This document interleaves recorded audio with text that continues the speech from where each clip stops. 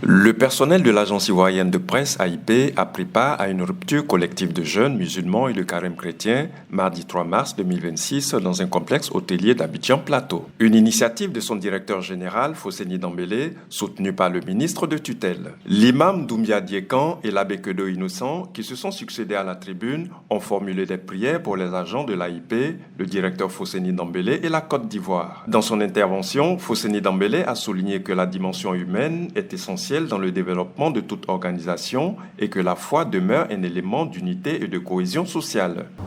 Nos guides religieux l'ont souligné, c'est un moment important qui interpelle chacun de nous. La foi est un élément qui cimente l'unité de notre pays.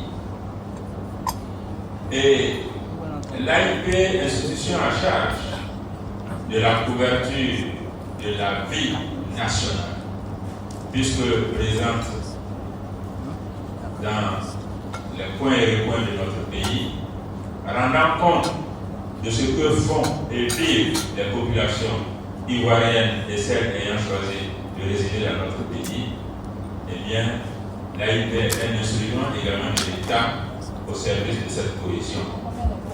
Peut-on diffuser la cohésion à l'extérieur si nous ne l'avons pas à l'intérieur?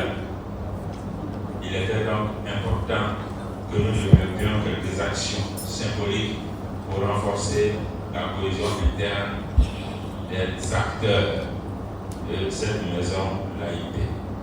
Le représentant du ministre de la Communication, porte-parole du gouvernement, Bakary Sanogo, a, au nom du ministre Amadou Koulibaly, félicité Fosseni Dembélé pour sa vision managériale. Quant au président de la mutuelle des agents de l'AIP, Soro Piéchon, il a salué cette initiative, la toute première du genre à l'AIP. La mutuelle des agents de l'AIP, dont la vocation est de promouvoir l'entraide et la solidarité, ne peut que saluer et soutenir une telle démarche. Partager le pain en cette période de jeûne, c'est partager l'espérance. C'est rappeler que malgré nos différences, nous sommes liés par un même idéal du service public et par la volonté commune de hisser notre institution vers des sommets d'excellence. Le mois de Ramadan, tout comme le temps de carême chrétien, constitue pour les fidèles une période d'élévation spirituelle, de discipline intérieure et de renforcement des valeurs humaines.